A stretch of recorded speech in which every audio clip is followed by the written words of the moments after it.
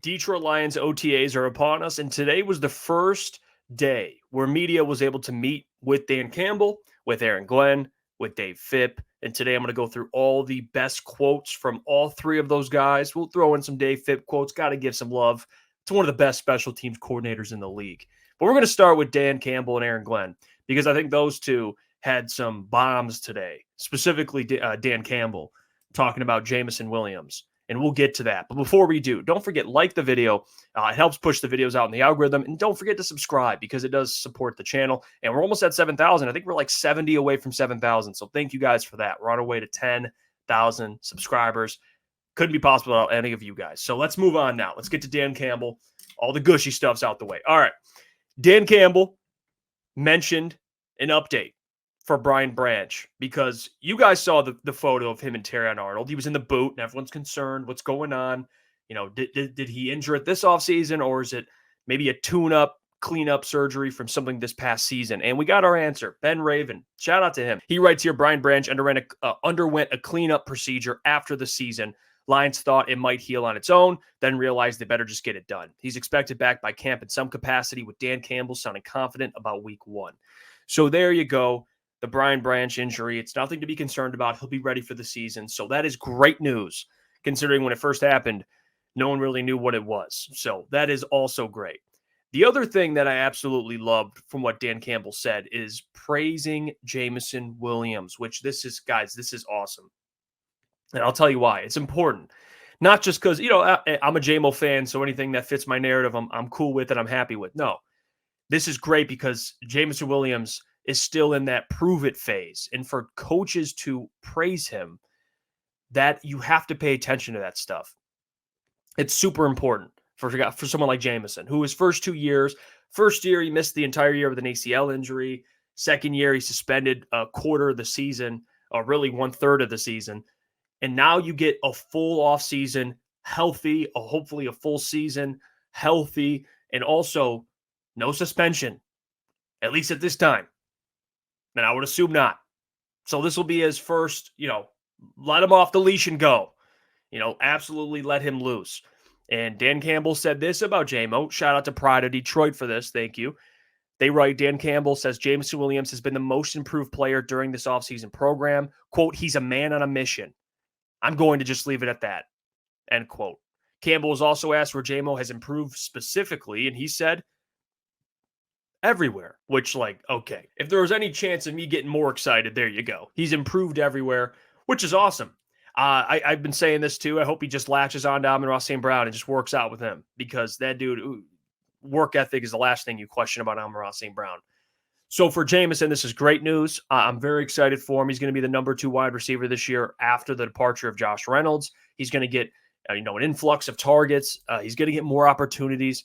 It's not just deep balls to me for JMO. It's more than that. Just get him the rock, whether it's in the run game, you're doing deep crossers, whatever it is. Just get him the football in space. That's really all, and let him work.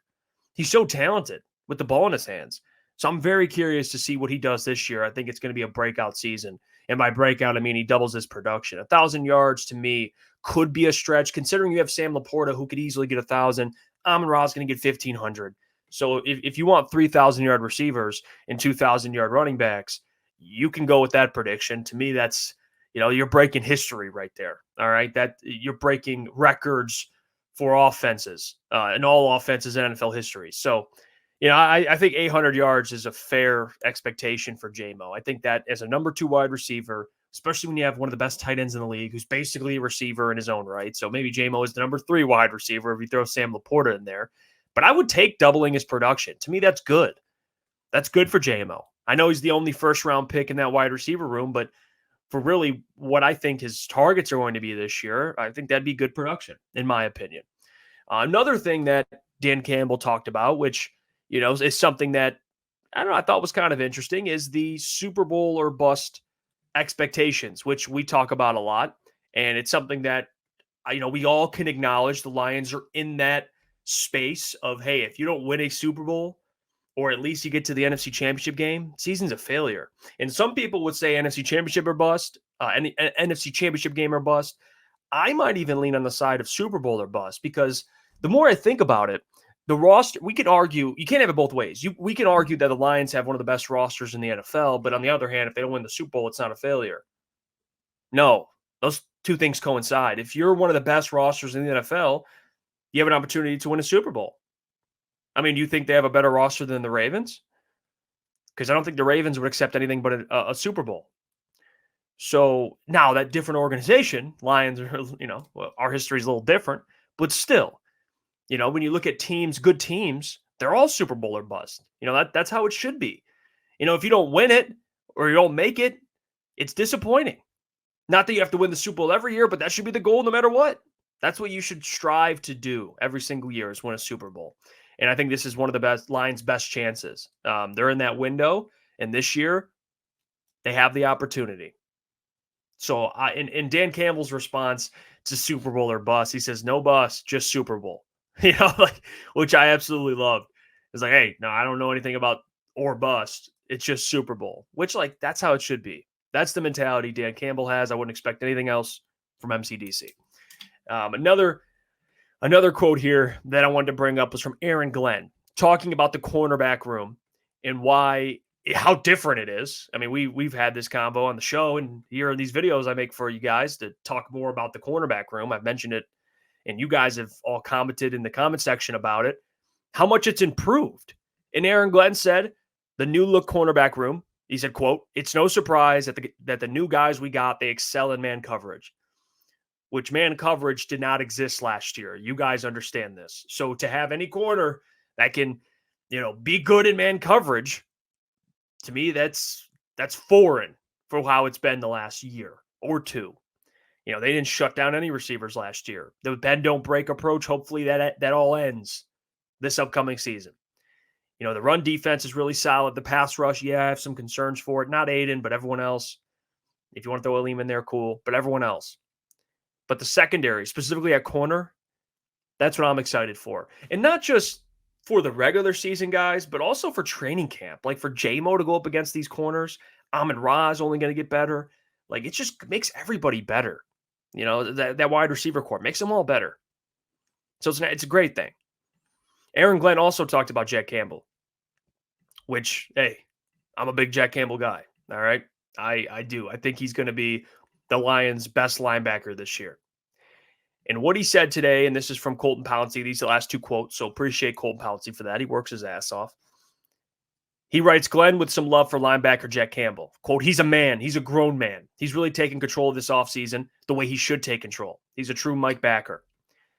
Yeah, and it goes into really the type of player he is. Puts his head down and works. And I think this year, with all due respect to Anzalone, Jack Campbell should be your best linebacker. I mean, you drafted him in the first round. He has that potential. He's one of his best attributes is his ability in man coverage. And that's just as a 6'5" linebacker, by the way. And the adjustment to the NFL is difficult. Like you're playing with world-class athletes. I understand that. But that was something in Iowa that always stood out. It's like this guy, athleticism is off the charts. Can he keep up with NFL athletes? I think so. Yeah, absolutely he can.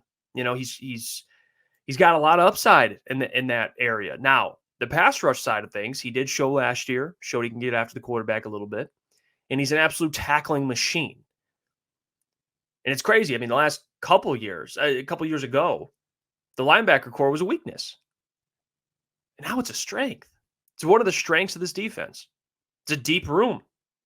So for Jack Campbell to be the best linebacker in that room, if not right on the same level as Anzalone, that's what I expect this year out of Jack Campbell. And I'm curious, what do you guys expect? Because, for me, a year in, okay, you get your feet wet. Now it's time for Jack Campbell to be let loose. And I don't know if he won't be the captain of the defense, that's still Anzalone, but I'm talking best linebacker, most ability. And I think that will certainly be Jack Campbell. Aaron Glenn also said this about Jack Campbell. We're going to get into Broderick Martin in a second here, but Danny Rogers put out, DC Aaron Glenn calls second-year linebacker Jack Campbell a grown man, has transformed his body, and is leading out on the field here in spring ball. So that leadership side, right? Getting closer and closer to wearing that green dot, being the next Anzalone, but better, in my opinion. So it's great news. Great news for Jack Campbell.